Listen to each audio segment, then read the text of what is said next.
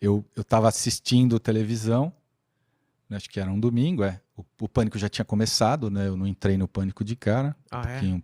Eu achava que você estava lá desde o primeiro programa, mas não, né? Não, foi o Pedrão que tava editando. Quantos programas chegaram a ter antes de você? Eu acho que eles fizeram 1 mês ou 2, era pouca coisa. Tá. E aí eu tava domingo em casa, olhei pra televisão assim, e na época eu era casado, eu falei pra minha esposa, pô, legal esse programa, deve ser legal de dirigir, porque eu achava um caos assim, né? E ela viu as paniquetes, aquelas coisas, então ela balançou assim, balançou o jornal, falou assim, e virou, já brava. Já por que será, né? E aí eu fui, na quinta-feira me ligaram, a Mônica me ligou, e eu fui conversar com ela, fiz uma reunião. Do nada? Como Mônica assim? era a diretora artística da emissora. Tá. Eu já tinha passado... esqueci. Quando a Mônica foi ter um filho, ela me chamou de licença maternidade. Porque o Nicolas Graves, que é um puta artista, um cara que trabalhou comigo também na 5.6, um amigo, ele falou para ela que tinha um cara que poderia trabalhar e não sei o quê, então ela me chamou para fazer o Pânico. Então, mas você não era diretor. Como que tiveram essa ideia? Porque esse cara... Porque eu acho que o Nicolas me vendeu como um diretor. O Nicolas me conhecia desde a publicidade da 5.6. Nós fizemos muito... Ele foi meu segundo assistente. Quando eu virei primeiro, eu puxei ele para ser o segundo. Entendi. E depois, quando eu saí, ele virou o primeiro. A gente tem uma história de muitos anos, assim, falando, né? Então, ele apresentou e aí veio. Falei assim, vai lá domingo... Quer dizer... Vai lá no sábado, você faz reunião no sábado e domingo tem programa ao vivo. Eu falei, tá bom. Tipo, não tinha a menor ideia do que eu ia fazer. Como fazer, né? Não, tinha coragem só. Aí eu peguei a moto, peguei o capacete coquinho, fui de camiseta, coisa que hoje eu só ando paramentado inteiro, porque eu já caí tanto que eu tô mais ou menos inteiro. Mais ou menos, eu tô vendo você se mexendo na cadeira, não tá tão inteiro. A lombar não é a melhor coisa. E aí Mas aí eu fui para uma reunião, e tanto é que o Bola me chamou de diretor motoboy, né? Porque eu parecia um motoboy chegando lá, não menosprezando o motoboy, mas o... Magrelão, de motoca, queimado, de camiseta. Imagina que hoje eu vou descer pra praia de camiseta. Mas né? Por que pra praia, cara?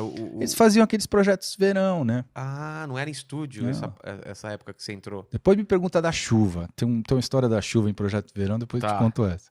Mas aí foi pra lá e aí eu comecei a ver aquilo. Eu falei, é muito ruim desse jeito. Peraí, vamos fazer aqui, vamos fazer lá. E a gente fazendo reunião junto e juntando todo mundo, falando muita merda. Não, mas já conta esse projeto Chuva, senão depois eu vou esquecer o que foi. O Chuva já foi um projeto verão, já 1 ano depois. Já tava lá. A gente foi pra ali, Tem esse material no YouTube. A gente foi ali pra Pitangueiras, no Guarujá. Tava lá, eu falei, vai chover domingo. Pro diretor de produção da TV lá. Então, prepara algo de cobertura com plástico, porque vai chover, tá? Falei, não, beleza, pode deixar.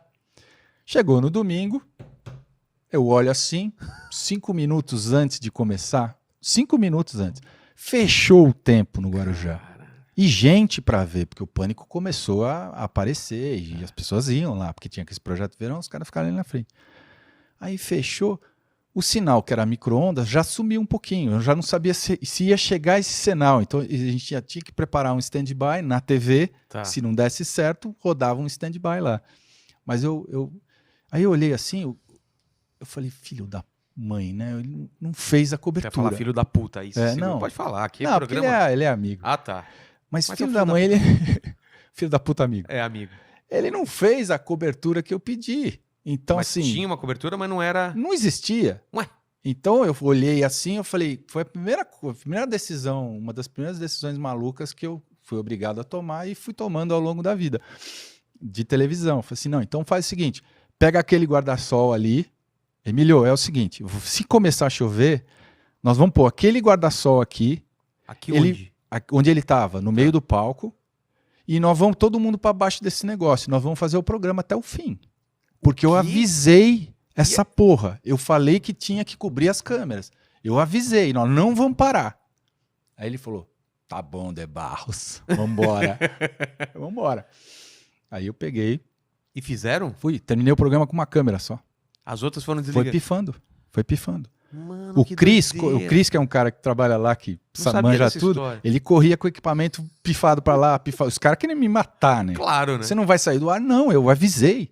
E foi uma das coisas mais maravilhosas que a gente fez, porque eles estão tomando chuva, tirando sarro e da coisa mais tosca, assim. E tinha gente assistindo na chuva. Pra caramba, teve um assalto, teve uma briga no meio da galera. Os caras começam a brigar pra poder assaltar. Um cara de capacete começou a socar os outros caras e aí era um batedor de carteira que ia tomando outras carteiras, assim, Mano. roots, sem muita segurança, né? Sem ali, É. seguranças mais pra ninguém subir no palco, né? Então foi maravilhoso. Cara, isso. esse começo, eu fui, a gente já era amigo, eu fui, acho que quando você já estava em estúdio, eu fui ver, mas não é nada do que ele se tornou. Ainda era muito a galera no palco, meio não se interagia direito e tal, e não era esse sucesso. Qual foi o ponto de mudança daí? Você pegou o programa, começou a fazer uns episódios. Onde que foi mudando? Foi alguma Acho coisa que a porta de festa. Eu acho É? que ir na. Tem um cara que fez porta de festa pra caramba, o Otávio Mesquita. Ele fazia uma coisa legal. Na época do Amaury Júnior, os caras fugiam do Mesquita pra ir pro Amaury. É. Porque o Mesquita era mais. Ele sacaneava mais. Eu lembro do carnaval, que ele ia no carnaval, entrava no banheiro. É, maravilhoso. É mesmo, cara. Então ele era muito subversivo. Eu ficava prestando atenção nele, assim. Eu gostava de ver o trabalho dele. E falava, pô, a gente pode ir pra casa, pra porta do lugar e nunca entrar. Nós não somos aceitos. Então a gente não precisa ser aceito. Nós vamos ficar do lado de fora. E é isso que vai ser a nossa marca. E claro que é uma criação coletiva, né? Você tá o tempo inteiro com todo mundo. Eu faço reuniões com todo mundo junto, todo mundo falando merda e falando coisa séria e eu só marcando aqui, né? Uma hora você tem um programa na mão. Aí eu falo, não, agora acabou a reunião. Beleza, vamos embora pra casa. Então, o que eu tava falando? Desse lance aqui, a sacada foi tá na festa, essa mudança. É, que ficar começou na a dar porta certo. de festa. Não ser o queridinho, ser o cara que tá do lado de fora. Mas já tinha o Seu- personagem. Ser o cara que joga a pedra na janela, sabe? Tô ligado. Isso era o legal naquela época, assim. Acho Mas que- isso foi uma coisa consciente ou foi cada vez mais vocês entendendo que isso dava certo? tentativa e erro, muita gravação. Muita coisa que vinha ruim pra caramba e a gente tentava melhorar. O Vezes que Silvio chegou a ter meia hora de festa. Um prêmio Multishow da vida, com tanta gente legal que aparecia. Depois o pessoal foi ficando com um pouco mais de medo, a gente teve alguns problemas com alguns, e foi, né, tem algumas histórias maravilhosas que ficaram por aí, mas que às vezes não eram problemas tão sérios assim, mas a pessoa ficava ofendida. Assim, tem um maravilhoso caso do Vesgo tomando o soco do Vitor Fasano. Cara. Ele falou, Vitor, faz anos que eu não te vejo. O Vitor virou e pau, deu um soco nele. Por que, cara? Então, acho que porque você foi lá e cutucou na ferida do cara. Ele tava fora do ar na época. Mas, tipo, ele não ficou enchendo o saco antes, foi só isso Só e isso. pá! E você vê que o Vesgo chega nele meio tímido, assim, pra perguntar, porque ele sabe que pode tomar, né? E o cara vira, dá um murro e começa a gritar, sai daqui, sai daqui. Aí, 1h da manhã, a gente se falando, ele voltou do Rio, a gente, pô, calma, tá tudo certo, todo mundo nervoso. Falei assim, como é que nós fazemos isso aí? Ah, beleza. Vamos mostrar isso ou não vamos mostrar isso? Todo mundo queria ver. Claro. A gente preparou os noticiários, né, a imprensa falando que isso tinha acontecido. Antes de ir pro ar já tava Antes se de ir pro falando. ar, porque aí já tinha mais imprensa perto, tava do lado dos caras e tal. Aí na hora que a gente foi exibir, você fala, aquelas narrações do Emílio, repare agora quando ele se arma para bater e não sei o quê. Aí quando ele chega aqui, a gente frisa e põe um texto assim, olha, esse programa não é um programa de violência, nós não vamos mostrar violência. E aí o pessoal, pô, mas nós não vamos ver o soco? Não, só vai ver até aqui só. Vocês não mostraram? Não mostramos. Talvez a gente tenha mostrado Mais pra algumas frente. semanas depois naqueles, tipo... Teve um programa bom que chama Bizarro 200 que a gente fez, que são as coisas mais bizarras. São 200 coisas bizarras. Cara, Então é muito bom. Isso aí... Isso foi comentado pra caramba, né, cara? Foi. A Carolina Dickman processou o Pânico também. E era 500 paus. 500 mil reais. Se fosse falar dela. Então, o que ela falou? Que a gente foi lá no Rio, porque a gente levou um monkeyzinho, assim, é um guindastezinho pequeno, que leva você 2, 3 metros pra cima, né? Tá. Ela morava no 6º andar, sei lá. Aí ela disse que a gente invadiu a casa dela com aquilo. E a gente só ficou ali na frente, meio que gravando Sei. e tal. E Fazendo meio o quê? Tentando falar com ela. Devia ser sandálias da humildade, devia ser alguma coisa dessa. E ela ficou brava. Aí a gente foi, recebeu lá a notificação, fui pra Brasília, eu e o Emílio botava terninha pra Brasília, de um monte de coisa, né? E aí a gente sentou ali pra discutir isso aí. Falou, pô, o que a gente faz? A gente não pode falar Carolina Dickmann, né? Eu falei, vamos falar. Emílio, fala 3 vezes. Carolina Dickmann, Carolina Dickmann e Carolina Dickmann. Vamos perder esse dinheiro. Assumir que vai perder. Vamos falar. Como assim a gente não pode falar o nome dela? Que história é essa, né? Porque a gente não tinha feito nada demais. Mas obviamente, você que tá do lado do humor, você acha que tudo é legal, né? Você tem que ponderar. Ao longo da sua vida, você vai vendo que nem tudo que você fez foi tão bacana assim, né? E aí a gente entrou no estúdio para mostrar a matéria, não sei o que e tal, e começou a passar aquela docinho Carolina. Nossa, um docinho! E comíamos as Carolinas porque não podia falar o nome, né? Porque a gente achou um outro jeito de sacanear. Então, assim, tinha sempre uma saída para sacanear. Eu acho que aquela época era um pouco mais solto. Hoje a gente está vivendo um momento muito mais família, assim. Com certeza, na televisão tudo, mudou no YouTube muito. também, Family Friend. Mas, cara, esse começo, o Pânico foi... O Pânico depois veio o CQC, né? Acho que foram as duas últimas coisas, mais ou menos junto. Foram um as duas... do meio para o fim da minha saída, acho que o CQC, acho que quando tinha, talvez... um 4º ano do Pânico, ou 3º ano do Pânico. Mas foram as duas últimas coisas meio que revolucionaram a TV, né, cara? Nesse sentido de humor e tal. Eu não vi nada depois disso. E o Pânico tinha uma coisa, não sei se você concorda, que, cara, ninguém zoava a celebridade, ninguém batia no pessoal que tava acima deles. A pessoa que acha que é a última bolacha do pacote. Eu não sou um imitador, mas era mais ou menos essa assim. Essa imitação, por exemplo, é do Emílio. É o Emílio falando. Perfeito, cara, perfeito. Ainda bem que eu trabalho atrás das câmeras. Mas, cara, esse lance foi uma coisa pensada ou não? Tipo, já que os caras não querem falar com a gente, vamos zoar. Porque chegava a mina e falava, tô vendo suas varizes ou não sei o quê. Era uma coisa assim, tipo, não tratava eles num pedestal como todo mundo tratava. A imprensa sempre tratou os artistas num pedestal. E de repente veio o Pânico e falando, não, ele é gente como a gente, né? Desconstruir. O negócio era desconstruir. O Pânico desconstruía tudo. Essa era a ideia. Vocês sacaram que era isso e começaram a desconstruir. Pô, teve um programa que encerrou com... Música clássica? Música clássica, cara. Tudo a sacanagem que nós fizemos. Uma foi a gente pôs o Banana Split, que era um grupo de meninas na época, e elas estavam cantando no estúdio, a música delas, todo PA, todo mundo ouvindo dentro do estúdio, mas pro cara de casa, a gente pôs uma música clássica. Cara, e pôs um letreiro assim, estamos colocando para não ferir seus ouvidos, e não sei o que e tal. Mano, quando terminou, imagina a correria do bastidor. Cara. Isso é subversivo. Você tá fazendo uma sacanagem que... obviamente vai ferir alguém. Então, como você dosa isso? Então, eu acho legal também ter limites ou em algum momento da vida não ter. Não, só para o pessoal entender. Convidaram ela para o programa para cantar, a Banana Split. Cantaram, colocaram no mute, no som e colocaram música clássica. E o letreiro, que ela não via, o GC que fica ali, que o GC é um negócio de televisão mais popular, né? A gente põe aquele GC para quem tá ligando no meio que pegar o fio da meada, saber o que tá acontecendo e tudo mais. Então ali a gente põe o texto, mas aí não tinha o retorno no estúdio, eu pedi para desligar os retornos de estúdio. E aí, mano, contaram tudo lá e no final... Elas ficaram um pouco bravas ou não? Ficaram, mas muito bravas. Cara... Mas era um tipo de coisa, né? Não, eu imagino umas loucuras, cara. E outra, não sei se a palavra é enganar, mas vocês brincavam com o limite do que é real e o que não é. Não é? Por exemplo, Sabrina Sato foi arremessada nas cataratas do... Minha irmã, cara, é uma pessoa esclarecida, fez faculdade. É minha irmã. E sabia da nossa amizade.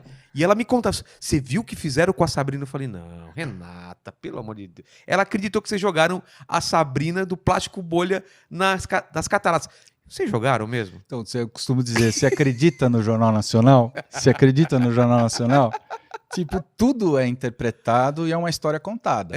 Então, mesmo que você tenha uma linha editorial, que você tenha um compromisso com a empresa e tal, ele entrou ali e foi trabalhado de alguma forma.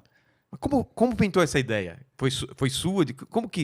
Como nasceu? Vamos falar sobre essa matéria, esse bloco. É difícil eu lembrar de tão bem assim. Eu sei porque você não lembra direito, mas tudo bem. Mas eu me lembro que a gente falou, só foi eu, Emílio Bola e a Sabrina, né? E a gente pegou Kuramoto, que é um cara muito legal de câmeras e tudo mais, e um outro câmera, o Kleber, para fazer helicóptero.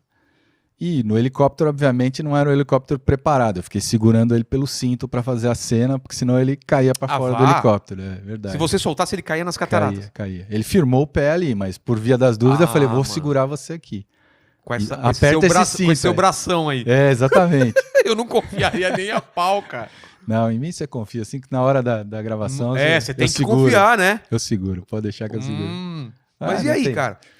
Um helicóptero que não era o... Não era um de filmagem. Assim, não é um de filmagem preparado para isso. Não. Mas aí a condução toda, a gente fazia as partes dela ali, balançando ali, e depois tinha o momento de jogar ela da cordilheira. Então aí vem lá um negócio boiando, meio parado assim, é um manequim com plástico bolha, e se nitidamente você corta dela pedindo socorro pro manequim, você vê que corta de uma pessoa fazendo assim para um manequim. Isso que eu acho legal, porque, porra, programa de humor, você vai acreditar? É um programa de humor. É um programa de humor, cara. Então a fantasia é muito legal. O que eu acho que a gente conseguiu nessas histórias foi isso, é deixar a fantasia ir embora. Então eu falei pros caras do parque... Em nenhum momento no programa vocês falavam que era mentira, isso que era legal. Não, até hoje. Acreditava naquilo. Muita coisa que eu acho que é verdade também. Acho que eu mesmo já Você não já nem lembra, né? Porque a gente brincar com o que é verdade e mentira é muito legal. Mas vocês falaram com os caras do parque? Como que ia ser? Falamos, ele deixou, eu falei, olha, eu acho que o manequim vai ficar aí, hein? Pra eternidade. Eu não acho que a gente vai achar ele depois. Né? Ele falou, não, tudo bem, tranquilo, depois a gente recolhe, porque ele vai acabar indo um pouco mais pra frente e tudo mais. Mas deve ter sido moído, né? O manequim quando caiu. E quando cai, a gente corta pra aquela cena do pica-pau dos caras. Que maravilhoso, cara. Puta momento legal. Foi bem essa matéria? Bem pra caramba. Puta novela. Nós criamos uma tensão fodida. Porque tinha tensão. A bola bateu no barco, assim, a gente passou embaixo da água e o bola bateu a costela, se machucou ali no meio da gravação, ele teve que ainda aguentar. Eu levei o Emílio e o bola no barco pra resgatar ela ainda. Cara. Depois que ela cai ali, a gente ainda resgata e leva ela embora. Porque ela tava com plástico bolha, então não aconteceu nada. Não aconteceu nada. Plástico bolha é incrível. Graças a Deus tava com plástico bolha. Quem ensinou essas coisas depois foi aquele padre que voou de balão, que saiu embalado num alumínio e morreu, né? Claro. Claro. Óbvio. Não tinha conto nenhum. Mas ele morreu. A gente, será que a gente não pode tentar também fazer isso? Foi uma outra coisa louca que aconteceu anos depois. Mas vocês fizeram logo depois do padre do balão? Vocês já fizeram o lance do balão também? Não, já tinha um tempo já. Explica o lance do balão. Como que era? O balão é muito legal porque, como esse padre tinha feito voo e tinha sumido, e ele sabe, foi a história real. Ele falou pelo rádio, não estou conseguindo controlar o GPS, e ele não se preparou. Então, balão de gás hélio, você vai jogar o cara pro espaço, você vai achar que vai cair em algum lugar. O cara tem que ser da NASA para saber disso, né? Então, mas eu acho que ele ficou muito empolgado e fez isso aí. Não me lembro o nome do padre. A gente ficou com isso na cabeça aí, acho que alguns anos depois, não sei quando foi isso aí. Falei, vamos fazer um ratinho voar. Nós vamos jogar um camundongo para o espaço. Aí a gente foi lá na frente da emissora, pôs o camundongo. Eu pus um capacete como se fosse uma câmera embutida no camundongo, que era de mentira. Eu falei, as imagens vão ser feitas pela câmera escondida. Isso eu acreditei, eu achei que era câmera. Não, era minha mão fazendo no chão. Eu fiz a altura do ratinho com a mão. Aí ele põe o capacetinho e a gente jogou ele pro espaço. Tinha muito menos bexiga para subir, né? Claro. Subia mais fácil. Aí a gente começou a subir, ele empinou uns 6, 10 metros e eu puxei de volta. Tem um corte ali, imagina. Depois corta para minha mão fazendo subjetiva, porque eu me pendurei no guindaste e fui lá em cima, a 60 metros, fazendo a subjetiva. E aí você monta ali, beleza. O ratinho cai em Alphaville e é resgatado para uma mão de uma pessoa. E no domingo seguinte ele volta pro palco, meio com uma talinha aqui do lado, tipo num negócio de enfermeiro, e pra gente falar, porque a Sociedade Protetora dos Animais veio matando o pau. Caiu em cima. Achou que realmente ele tinha Achou voado. Que ele tinha jogado o ratinho pro espaço. Aí nós ficamos pensando, caramba, o que a gente pode fazer, né? O ratinho foi... Aí o Emílio falou, vamos mandar a Pepela. A mulher dele. Aí veio, a Pepela topou a brincadeira. Aí já uma produção um pouco mais complicada, porque tinha que ter mais segurança e tal. Aí a Pepela voa, vai embora. Balão pra caralho. Balão pra caramba e Pepela voando. Aí na semana seguinte, Pepela desaparece, né? O Emílio na bancada com leite com uma caixinha de leite com desaparecidos, que era uma coisa que tinha muito. No leite vinha a figura do desaparecido. E com a foto dela. Com a foto dela, Pepela. Ele fala, olha, não tenho mais notícias de Pepela há muito tempo. E agora vamos mandar o anão. Aí tinha o Nestor, que topava tudo. Deu rolo, cara. O anão tive que responder muita coisa. Mandamos o anão pro espaço, ele caiu em cima de uma árvore, se machucou, tal, a gente resgatou, ele voltou lá pro programa. Todo É um anão que tinha quase morrido já um tempo atrás, porque uma vez na hora da morte, o Carlinhos arremessou ele de cima do trampolim do Corinthians e ele bateu a coluna. Caralho, cara, ele eu lembro machucou, disso, velho. Ele se machucou. E aí o Bolinha me liga, Bolinha... Produtor? Liga, o Bolinha na época era produtor. Liga a câmera, ele vai gravando no hospital, grava tudo. Socorre, mas grava. E a gente fez uma saga toda que termina com o enterro do anão. Você já viu o enterro do anão? Nós fizemos no Pânico o enterro do anão. Vez. E o enterro do anão, que o anão fala, a consciência do anão fala, nossa, que legal, o Emílio aqui, a Sabrina aqui. E na segunda-feira os caras falam, vocês mataram o anão e mostraram. Então eu falo assim, que maravilhoso, que legal que é isso, né? Eu me lembro que faltou uma cruz para colocar no caixão. Eu olhei pra Sabrina no meio da gravação. Sabrina, cruz. Ela, pega e põe lá.